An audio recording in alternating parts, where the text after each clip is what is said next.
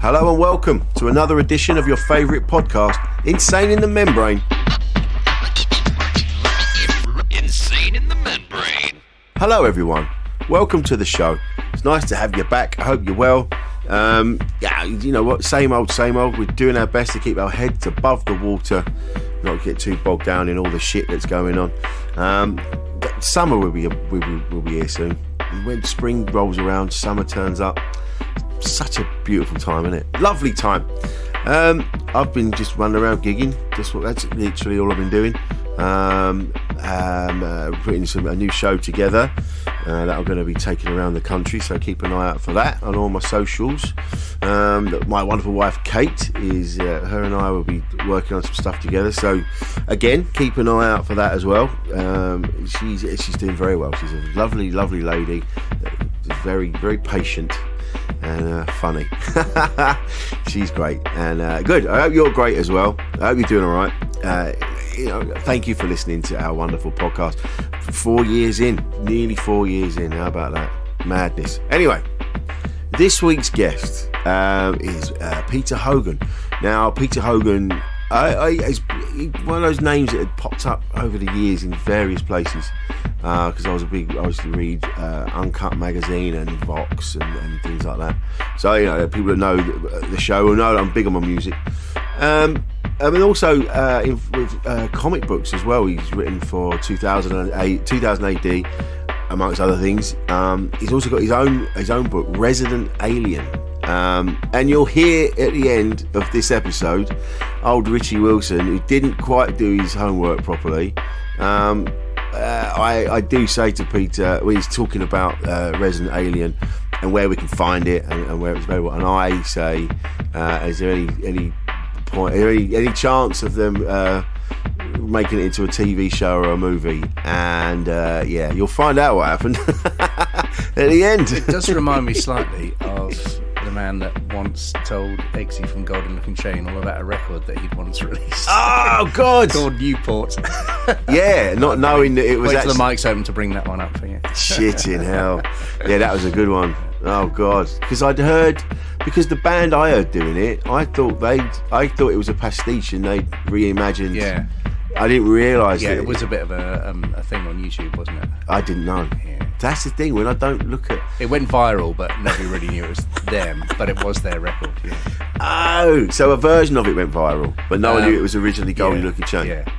See, this is what happens when you don't do your homework properly. Well, the thing is, at all. well, I do a bit. No. I do, yeah. But this is the thing. We talk about this in the episode, don't we, Paul? Where there's so much stuff, you can't keep abreast of it all. You can't. There's too much of it. So you're going to look like a prick now and again. I didn't know it was a TV show. I didn't know, I didn't know. But I don't watch a lot of telly, so. No, I watch none, and I work on TV. And you work on TV. Yeah. See, do you ever watch films and stuff?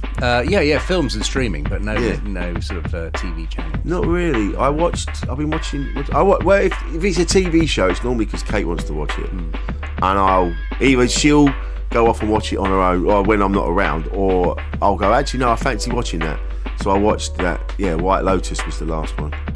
Jennifer Coolidge is, oh my God, I love that woman so much. Yeah. And watching a man get ketamine snorted out of his arse cheeks, that was quite the thing. Anyway, so you'll hear that gaff at the end. But yeah, it was a great chat with Peter. He's a really interesting dude, chilled out, really nice to talk to someone that's been involved in the things that I've grown up with, like the comic books and music and things like that. So coming up in a minute is Peter Hogan. A podcast from producer Paul.co.uk. Insane in the Membrane. What a life you've had. I mean, starting off with... It's not over yet. No, I know. That's the... Yeah, well, it sounds like this is your life. That's the end now. Yeah, it's been incredible. Starting off with... I mean, I looked at the thing you did with Pete Townsend. Yeah. Years and years ago. I mean, how did that come about? Did you know him? I did know him, and still do for that matter, though I hardly ever speak to him these days. Yeah, well, what happened was I was a bookseller, and I knew Pete, and we were having... there was a time where I I'd see him once in a while for coffee first thing in the morning, and we were having coffee, and he had a plan some time before this that he'd thought about opening a bookshop, and it had come to nothing. And he had a small publishing company because he had a music publishing company. He thought, well, I'm going to put out a few books, the stuff I like. So he was doing that. And so we were talking one morning and he said, I'm thinking of reviving the idea of opening a bookshop. So I went, oh, yeah. And later that day, I was thinking, was he offering me a job? I'm not sure. So I rang him up and said, look, if you get it off the ground, I'm very much interested in taking part. Yeah. So it took about 6 months, but yeah, then it happened. Yeah. And I ran that for a couple of years and then moved over to his publishing company and started editing books on rock music, amongst other things. Yeah. And that kind of pointed me on to the next thing after that. Yeah, I think it's great. I mean, I've said this many times on them. I find I love music so much. I've grown up with it, and I've probably read the books that you've written.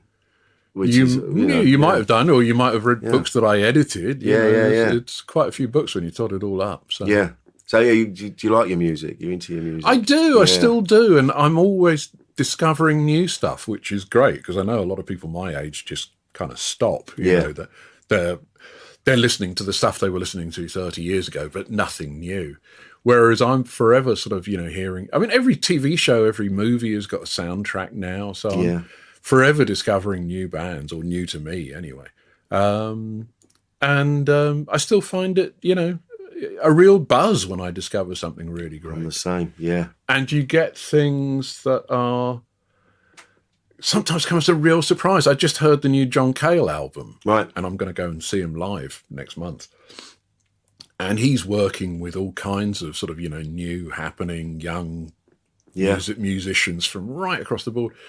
And he's just made this album. He's 80-something.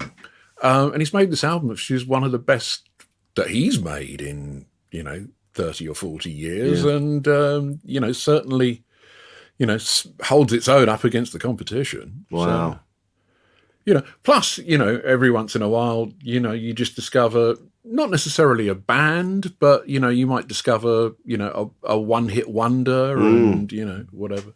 There's a great kind of disco-y type band called Confidence Man. Yes. Got a couple of albums out. They're terrific. And it's a bit like sort of, if you took Delight and Lemon Jelly and a few other people and mixed it all up in a bucket, this is what you get. Yeah.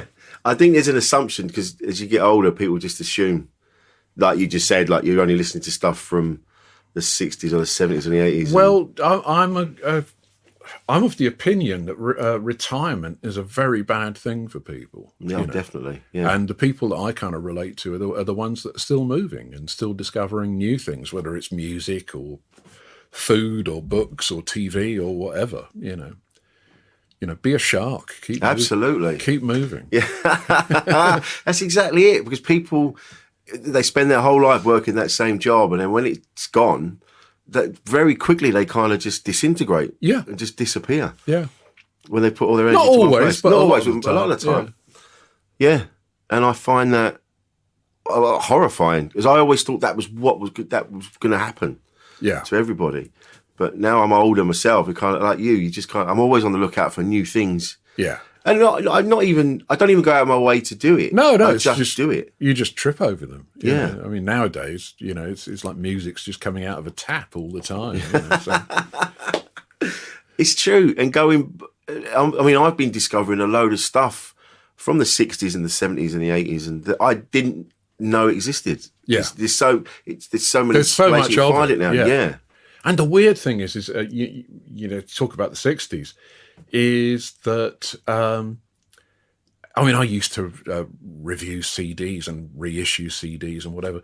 And, they're still sort of scraping up, things that, like bands you've never heard of and nobody ever heard of, because all they ever did was record in their garage. Yeah. But, 50 years later, here's a CD of it and it's really good. Yeah. There's a lot of stuff like that. Absolutely. I mean, now there's people I know in my lifetime that were brilliant bands that never went anywhere, but I know that there's a whole raft of stuff that they did Yeah. that they never got to put out. So it's the same thing, yeah. They just didn't have access. It must have been so difficult back then. I mean, it's easier now. Yeah. Back then, if you were lucky to have recording equipment, then that's it. There's nowhere to put it. Yeah. I think it got easier as it went along. I mean, that's what punk was about. Yeah. Was, you don't need fancy stuff. You 4-track, 8-track recorder and, keep it simple and off you go. Yeah. And then, and that summer of, all of 1977, there were just like 10 good singles every week. Yeah. By bands you'd never heard of. Yeah. Just doing it. Yeah. That's what I think people misunderstand what punk meant or what it means, the word punk. Yeah. They just think it's all, spitting and spiky haircuts. But in point of fact, there was very little of that. Yeah. But it opened the door for everybody, for Elvis Costello, for Kate Bush, people were suddenly like, okay, we're tired of Rod Stewart, let's try something new. And so that's what you got. And, but it was that, I think what survives of punk was that kind of DIY ethos of, do it yourself, do it now, get it out. Yeah. And that really changed the world. Yeah.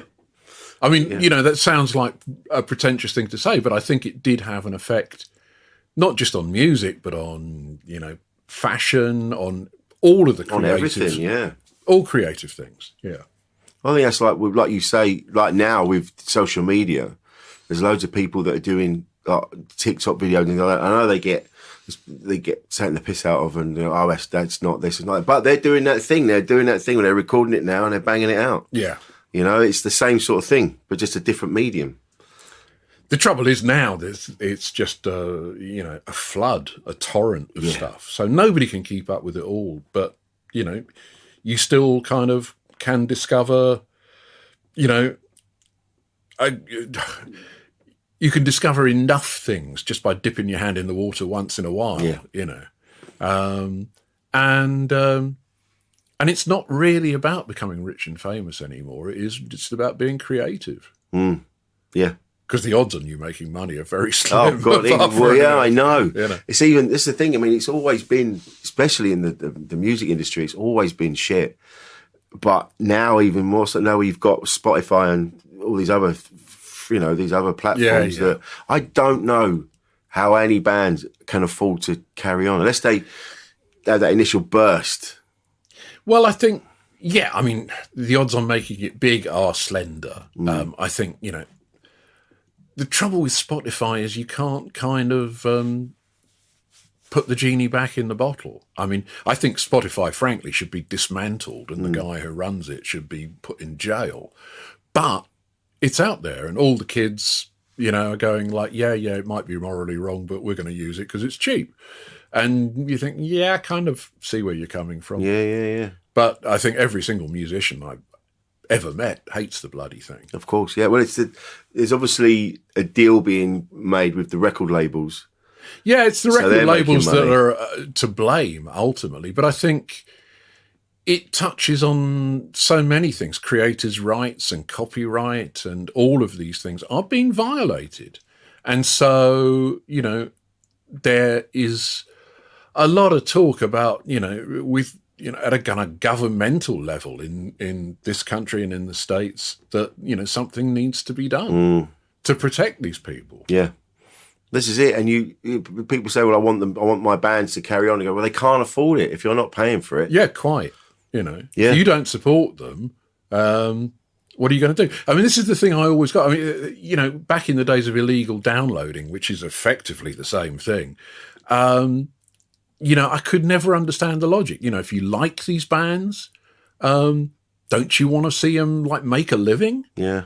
Put your hand in your pocket. Well, this is it. I mean, and I'm on Spotify, but but I also buy records. Yeah. And I go and see the bands and buy the merch and things like that. So I feel I'm doing a bit, but I still feel bad that I'm using Spotify. But it's so great because it's all there. So I get why people love it. Yeah. Well, I think it should be, like it is with library books or the PRS. The PRS should be in charge of this bloody thing. Yeah. You know, so that, you know, if your record gets played on the radio, you get money for it. Yeah. You know, and it should be the same logic and work the same way. This is it. But I think what they do with things like Spotify is that they get away with the bare minimum that they can get away with legally. So it's like half a p for every play. No, and it's an insult. Yeah, yeah. If it was a quid, even if it was a quid a play, so many more people would make more money. Yes. Yeah. But I think, you know, I don't know how you educate people, but it can't go on this way. No. It's got to change. But like you say, when you do talk to people about it and they just can't comprehend, they're like, well, why would I pay for it when it's there? Yeah. And you're like, well, then that's the issue, isn't it? It's not really with the people, it's with the people providing it. Well, I think people tell themselves lies about the whole thing, and they're quite happy to do that because it means they don't have to, you know, feel bad about it. But it's all this stuff of, all bands could survive on touring. No, they can't. Bands can survive on merchandising. No, they can't. No. You know, you want music, pay for it. Yeah, absolutely. It's fun, and that as well, because vinyl is now increasingly popular. Yeah. And what record companies now are doing are like, you go and buy a new album is like 30 quid, 40 quid. And you're like, you're doing it again. You did this with CDs. It was like 20 quid for a CD. And then you wonder why everyone turns their back as soon as there's another opportunity comes along, because you ruin it. You take the piss. Yeah, well, at least, you know, downloading is a legal downloading. You know, if you go to iTunes or, you know, anybody else, it's a much more reasonable price. So why don't you do that? Yeah. You know, you can afford 8 quid, you know. Of course you can. I mean, do you know what? It's funny because I've got Apple Music as well, so I use that a lot. And I was doing my tax returns, and I'm always skint. Oh, I can't afford that, and I can't afford this. And then I look how many coffees I've had, and how much money I spent in prep. Yeah, and you're like, if you spent half of that, you'd be fine. What are you doing, you fucking idiot? You know, you could buy. Yeah, so people can afford it. They can afford it. Yeah, and they should be made to be able. They should be paying for it. Well, I think that was one of the things that Steve Jobs did. I mean, this is the guy who basically created an MP3 player that was user-friendly with, you know, it was the iPlayer, wasn't it? I get confused now. The iPod. The iPod, that's what I'm trying to think of. So he created the iPod, and to back it up, you know, he created iTunes and, you know, and got everybody signed up, you know, got the Beatles behind it, got everybody behind it. And it was the thing that he was banking on was the fact that a lot of people felt bad about file sharing and illegal downloading and all the rest of it. And most people actually wanted to be able to feel good about themselves, you know, in connection with music. So at least, you know, I mean, iTunes, you know, it's a lot less theoretically than people could earn from, you know, CD sales or vinyl sales or whatever, but it's a lot more than Spotify. And I think most people are kind of happy at that kind of level. Yeah. You know? Yeah. It's, I mean, it does need a big shake-up because it will end up, people just won't be able to start bands, or they won't be able to put music out. They'll be able to do, that's something as well, they're shutting down venues. All the decent venues. That's been the case for a long time. And also the thing of, you know, I mean, I grew up with music in the, you know, late 60s and 70s and onwards. You know, the late 60s, I mean, not only did we have free concerts in Hyde Park, whereby you could see every single band of the day for nothing, you know, and then you think, oh, yeah, I like these guys, I shall go out and buy their album. You know, it was, so there was that, but there was also, you could pick up, you know, Melody Maker or Time Out and see who was playing that night in any one of a dozen venues in London.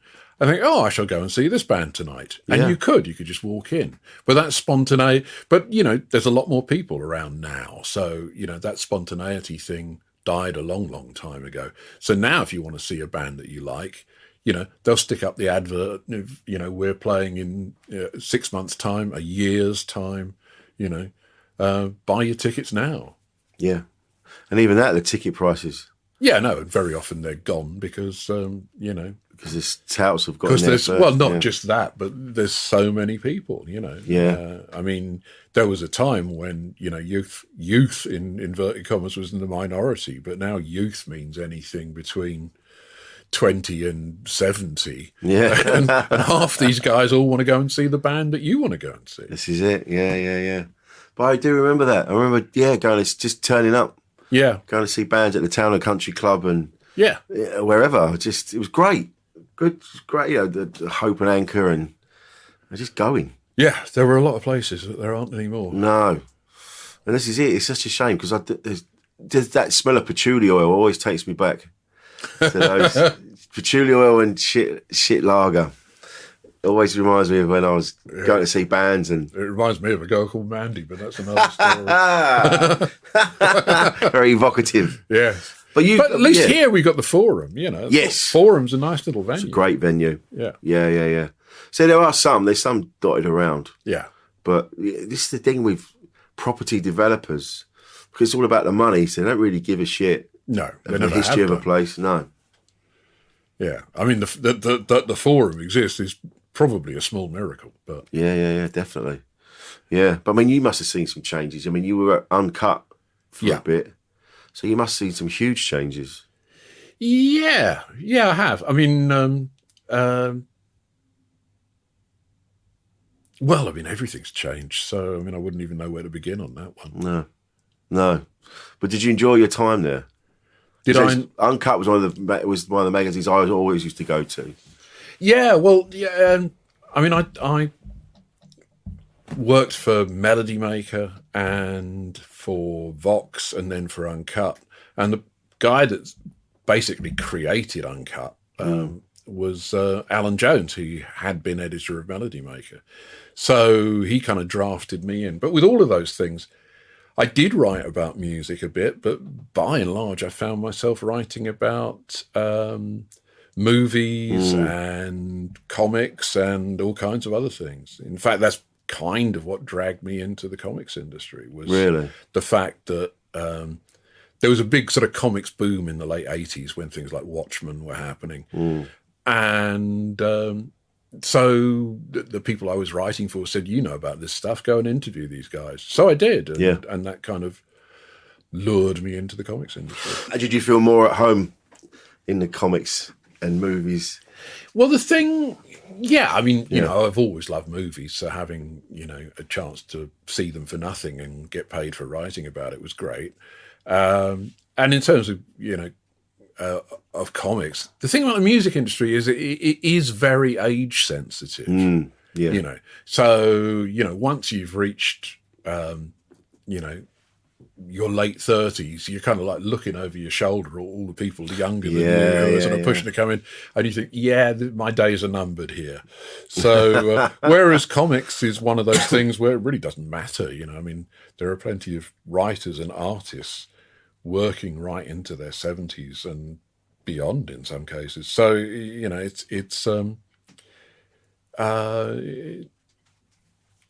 less of an issue. Yeah, you're right, actually. There's another surge of people into comics and the movies that are based around those stories. And like you say, it's ageless. Yeah. It is completely ageless. And I'd forgotten how much I loved comic books when I was growing up for some reason. I think I just got more into music later on and just kind of just went off and did that. But I got shown it was a comic, and I remember having it. It was not one of the first editions, but it was one of the ones I had when I was a kid. Yeah. And I was just taken back. As soon as I saw that cover again, I was like, it just made me feel warm. And I was like, I remember that. I remember buying that because I loved the cover. It was, and the rest of it was an added bonus, but the cover was what got me. It's a great art form. I mean, it doesn't always live up to it, but it's there's something about comics, that combination of words and pictures that really works, you know. Yeah, I love it. And I mean, I would rather sit and watch a movie than a TV show. Yeah, me too. You know, because it's done. I feel, I've said this before, I'll be watching a TV show, and after a few episodes, I'm like, all right, I get it now. I understand what's happening. I know where this is. I can see there's the odd surprise here and there, but Well, I think that in some cases, there are TV shows where it's like a 10-hour movie, and sometimes that works, but I'd have to say most of the time it doesn't. No, it doesn't live up to it. And then what they do is they'll just go. There's one too many seasons or series, and you just go. You should have left this like with the brilliant TV show Spaced. Yeah, which I loved, and which was what 12 episodes. Yeah, something like exactly. that. And then they left it alone. Yeah, and it was perfect. Yeah, and they haven't fucked with it since. No, it's true. And I love that. But are you still writing for the comics? Yeah. In fact, Resident Alien, which is the thing that's been I've been best known for, is still going on. There's a couple more years to go on that one, and then I probably will, wrap it all up. But even then, and even though I'm sort of trying to write other things as well, there's still I keep still thinking of ideas for things to do with comics, and I'm probably going to be doing a kind of Kickstarter-y thing later this year of some horror stories, which has been great fun to do. Oh, really? Yeah. Yeah. So I think that's it. Like, you talk about retiring, but if the ideas are still coming, then why would you stop? No. I'll go with my boots on, I think that's it. I think you just have to keep, like you said earlier, you got to keep moving. Yeah. There's only because society tells you that you should be doing this at that age and that at that age. It's like, well, as long as I'm not hurting anybody, I think there are,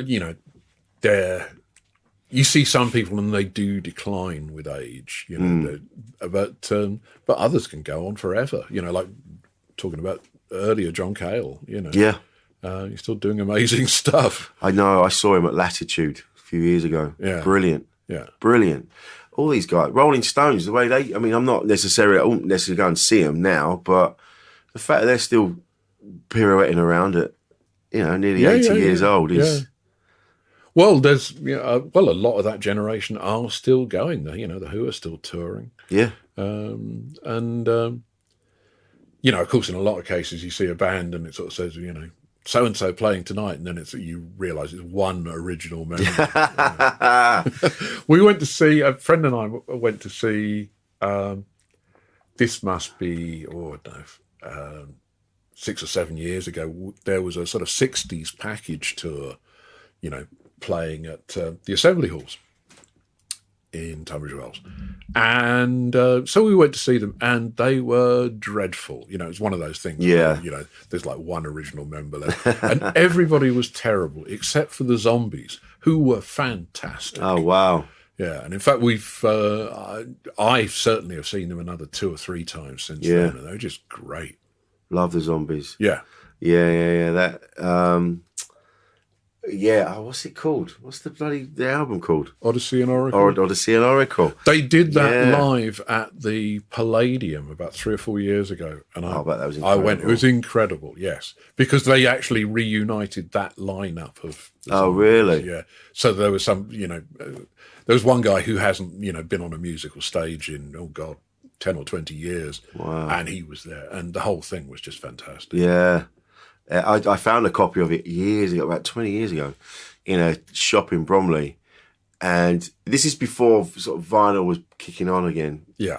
So it was like a £5. And the bloke just went, I've just been there for ages. It was in amongst all this other stuff. And I went, well, I'll have it. And then, it was a £5. But I remember seeing the Yardbirds and Spencer Davis group in Chatham. That's a pretty good lineup, and it was brilliant. But again, I don't know who were original members and who weren't. Yeah. But I'm sure there has to be. I think there was more of Spencer Davis group than there were of the Yardbirds. Yeah, but still brilliant. Yardbirds were incredible. They were. Well, it's funny when I was doing the bookshop working for Townsend, and when I was setting it up, the publishers' representatives would come and see me, and we'd order stuff. And there was this one, and a lot of them would sort of knew about that it was owned by Pete, and so they'd ask questions about that. And this one guy came in and sort of said, "Oh yeah," he said, we chatted about Pete for a minute, and he goes, "Oh, I used to be in a band," and I was like, "Oh yeah," and he said, "Yeah," and he says, "I was in the Yardbirds." Wow. And he was. He was in the army for like 6 months or Yeah. something. But, even so. But all of these things, music, comic books, these are all things that I've realised now I've surrounded myself by and give me great comfort, for want of another word. Yeah. Really. Yeah, well, I think it's, I've always had this thing that I've basically turned all my hobbies into a living. Yeah. Which kind of changes the way you feel about them. But I still love music and comics and movies, and long may it run. Absolutely. Do you find there's a pressure coming up with new stories because people do, you're creating a universe. Yes. And people get lost in that universe. Yes. And if it's a little bit not quite how they want it, is that? I think there's a famous David Bowie quote, which is, never play to the gallery. Yeah. It's not about what people want. It's about what you what think this is you're a good creating. story. Yeah. Yeah. Yeah, there's that. But it's a lot less cerebral than most people think it is. It's more to do with intuition.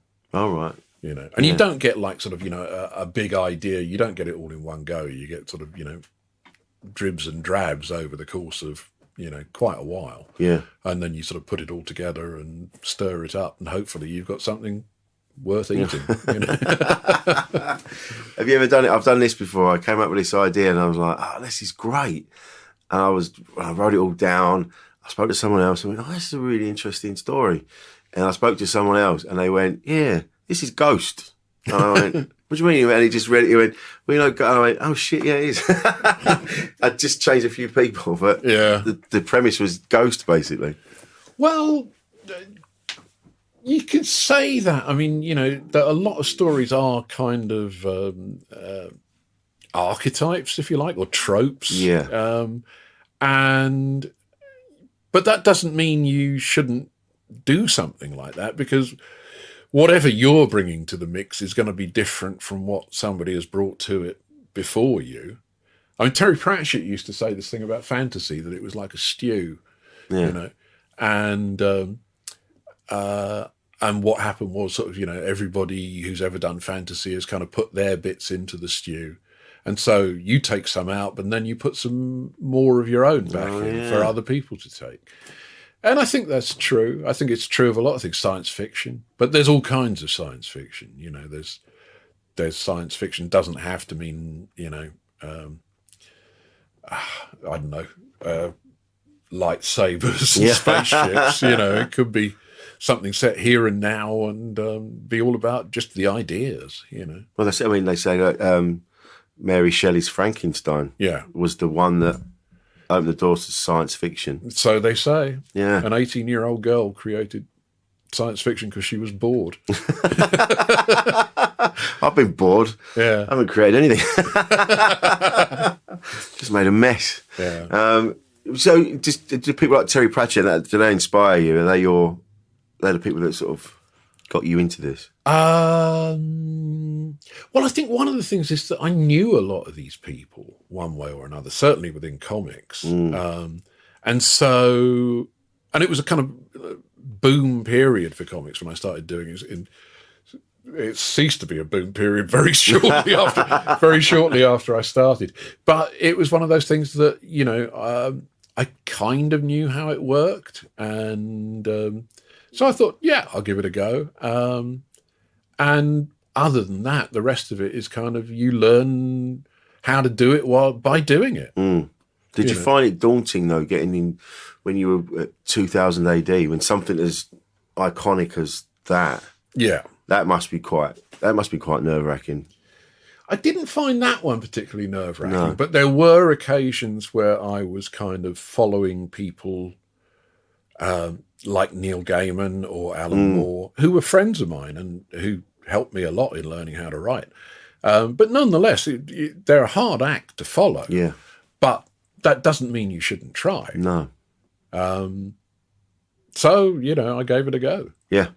Because the alternative is you just kind of get overawed by the whole thing and you don't give it a go, and then that's the end of you. Yeah. So better to keep moving. Again. Yeah, well, this is it, isn't it? I think this has come up before, this theme of being open to things, saying yes to stuff. Because I know that's how I ended up where I am. Yeah. And that's how I ended up, like, I'm now sat with you having this conversation because 20 odd years ago, I said yes to a thing. Yes. And I think that's so important, that positive, you don't even know you're doing it. You just kind of, yeah. No, I think when you got the option of saying yes or no, why not say yes? Yeah. I mean, even if you fail, at least you've tried. Yeah, that's it. Yes, that's it. That's where a lot of the upset comes from, is that frustration that, I wish if I'd have just done that thing. I've seen really talented people who have kind of bailed out on their own talent because they're scared that they'll be successful, not that they'll be a failure. Yeah. It's just like, if you're successful, then what do? You've got to keep doing it. Yeah. Those people that assume it's going to fail, so they'll just, give up on it. Like, it's failing on your own terms. Yeah. Imagine how much talent has been lost to that. Well, I think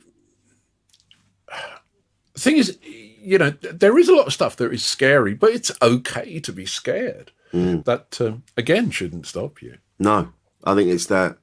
I think it's I think it's a mixture of positivity and fear that pushes me on. Yeah.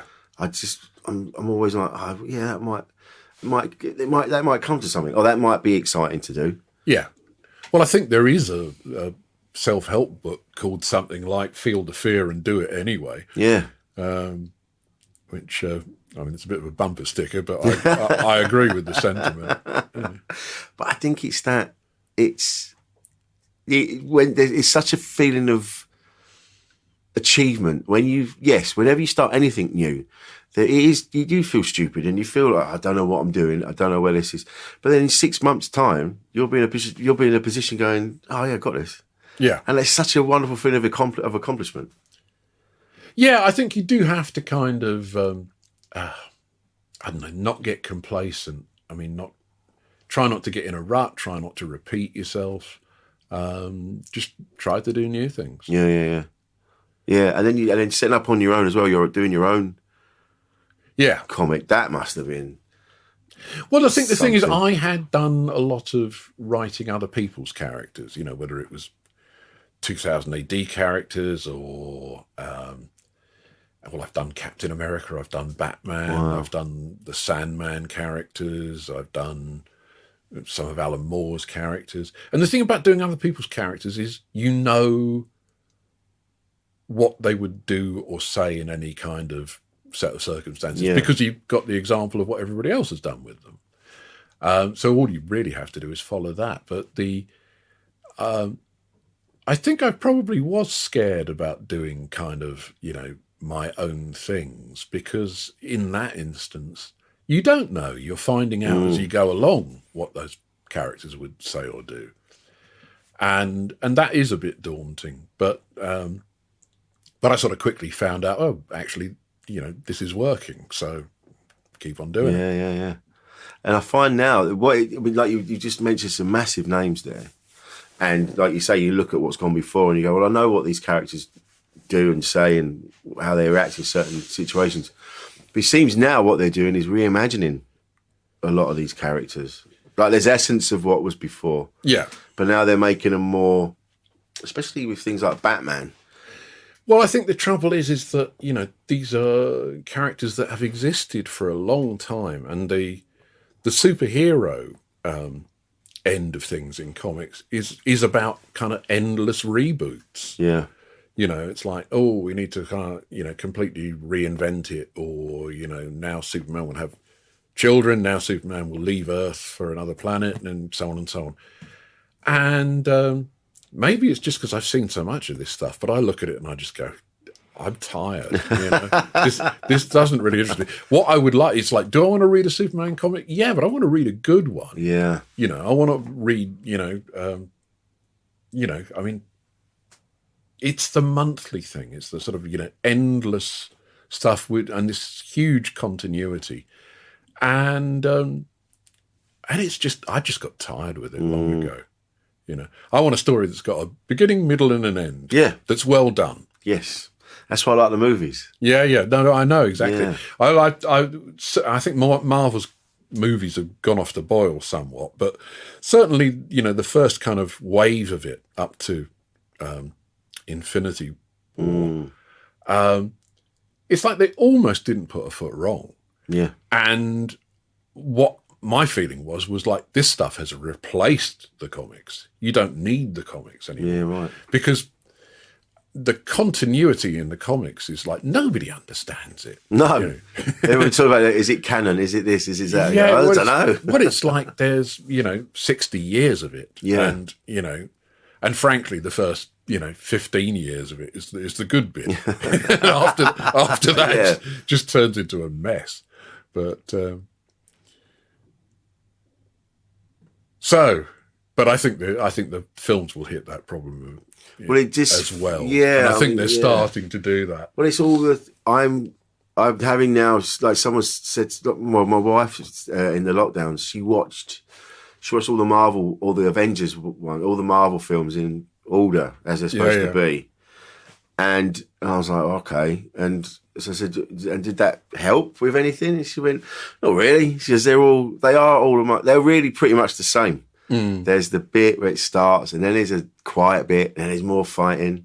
And then, but it always follows the same framework, isn't it? That kind of like, all hope is lost, and they storm the castle. Yeah, but I think there are some that are better than others. I think the first Captain America film is pretty much perfect. Yeah, it's brilliant. And the Ant-Man movies are fantastic. Yeah, and everything else is kind of bringing up the rear. Yeah.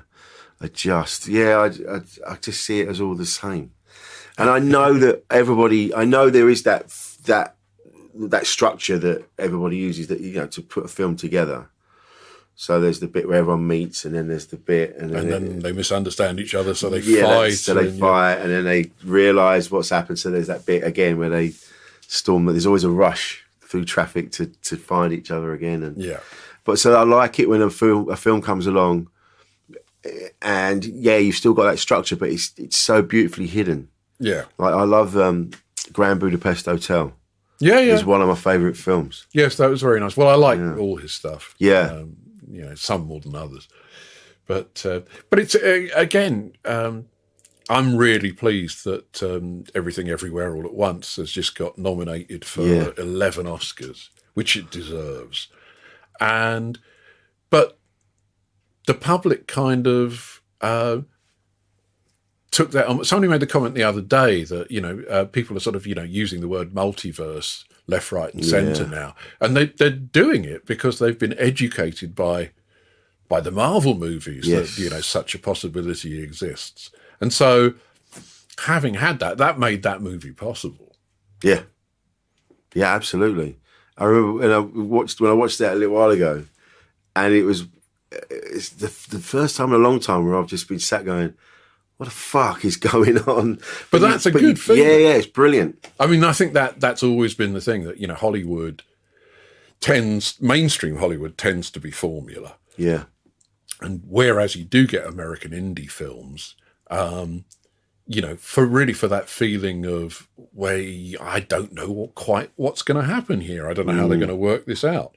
And you get that with English films and Australian films and French films and blah, blah, blah, and American indie films. But Hollywood is like, no, it's got to be this. Yeah, I mean, so you can kind of predict pretty much everything that's going to happen. Yeah, yeah. Which is a shame. But then Hollywood is crazy. I loved The Banshees of Inisherin. I haven't seen it. I'm not going to say anything. I loved In Bruges. In Bruges is fantastic. But, The Banshees doesn't really appeal. From everything I've heard about it, it just sounds depressing. Make sure you're in a good mood when you're watching it. Yeah. It was one of them, like, I kept seeing it, and I'm like, because I love Brendan Gleeson and Colin Farrell. Yeah. Brilliant. Like The Guard with Brendan Gleeson. Have you seen that? No, that's in my to-watch pile. You've got I still to see haven't that. got around to it. It's just him. He's brilliant. But I find if I'm feeling a bit, if I'm feeling shit, I'll just stick a film on and just get lost in that. And that's the thing I do love though. Now that there's so many, I feel like you were saying earlier, there is too much stuff, and there's no way you're going to keep up with all of it. No. But what you have to do is just remain calm and you'll find bits and bobs that you'll find. Yes.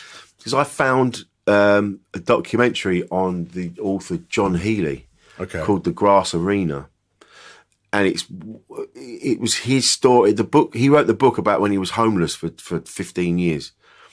And the book is incredible. The things that you don't realise how horrible it must be to be homeless and in that environment. And he describes it perfectly. It's awful. And the book became a big seller. And he went on to be like a chess champion as well and turned his life around. But then he threatened his publisher. Yeah. And then they just went, right, that's it, you're done. And so the documentary is about the fact that this book was once it's touted as one of the best books ever written. Yeah. And yet this guy, no one's ever heard of him. Yeah. And that's one of the things I did discover, which was brilliant. And I'm glad it exists. And now I've read the book and I've spoken to his people. And we're going to have a chat next week. And, it's just, that wouldn't have happened, 20 years ago. I would have just not heard of it. Yeah, I think there is. It's just the speed at which stuff comes past you. You can't pick up on everything. No, but like you say, you shouldn't get stressed out by that. Just keep calm and keep reading. Keep calm, whatever. Keep reading. Thing is, as well, you've got Audible now. So you don't even have to sit and read. You can have the book. No, a lot of people are like that. Yeah. I personally can't cope with that. No? No. It's one of those things. It's, people keep telling me Radio 4 is great. And I'm like, sure, I could see why. It just doesn't work for me. Yeah. For me, if you want my undiverted attention, I need to have the visuals as well. Otherwise, you're just interfering with my thought processes and go away. Stop talking.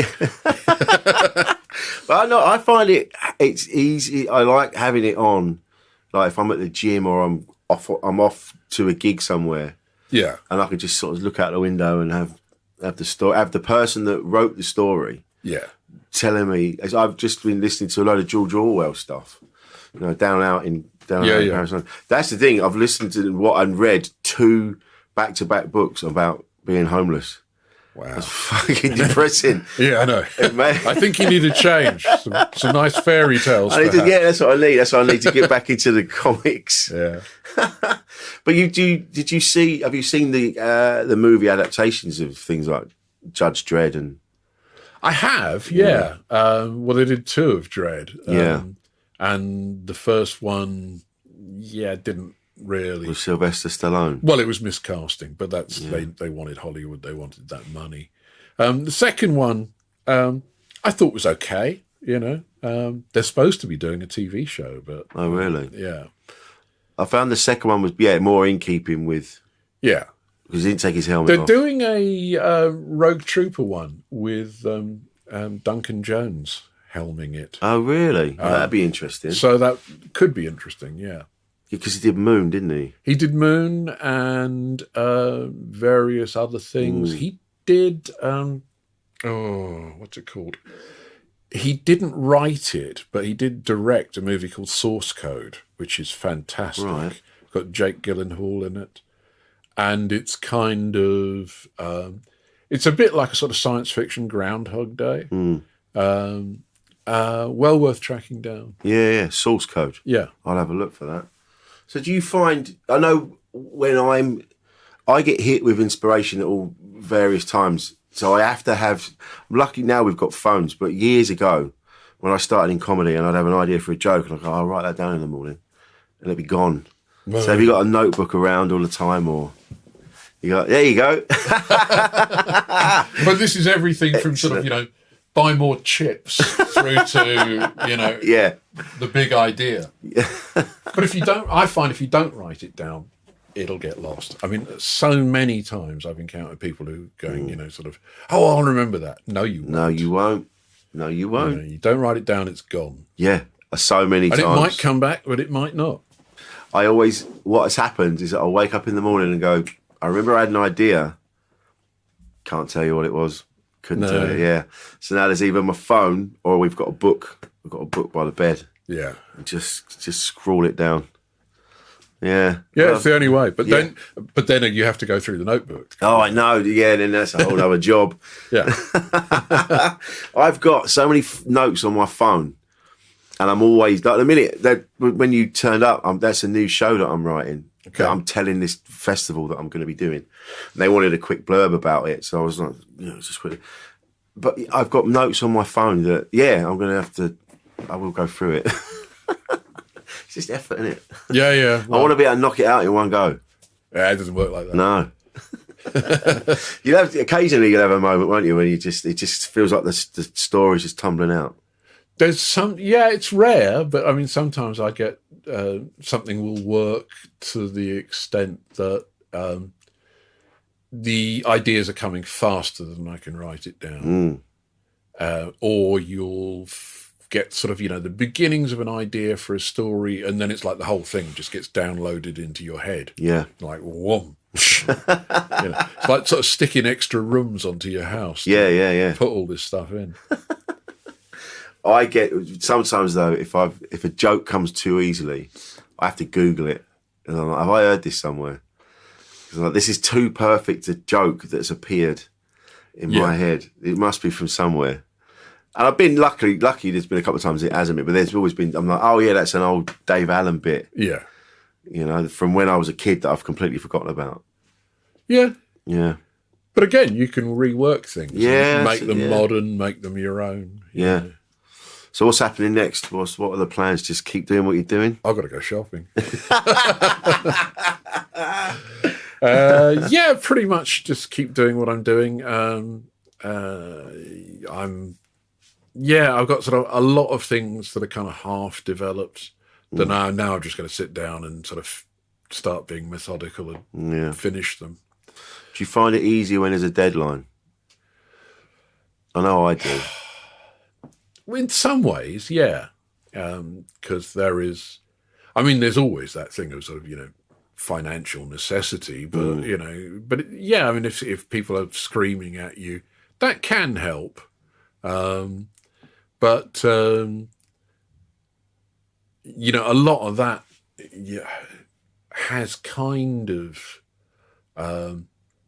not been something I've really had to deal with for a few years. It's probably going to go back to that, but largely, my editors are happy with me. It's like, we got loads of time. Just take your time, send it when it's ready, kind of thing. Which is in one way great, but in another way, a bit of a spur does help. Yeah. I find, if there's someone that needs it, then I'm a bit more fired up. But even then, I'll leave it to the last minute, and suddenly, I find I work better under pressure. Yeah, but also the thing with deadlines a lot of the time is people lie. They say they want it on Friday when they really want it on Monday. So you've got another weekend. I don't need to know that. No, but you learn that you can bend things a little. Usually, producer Paul's nodding and laughing as well.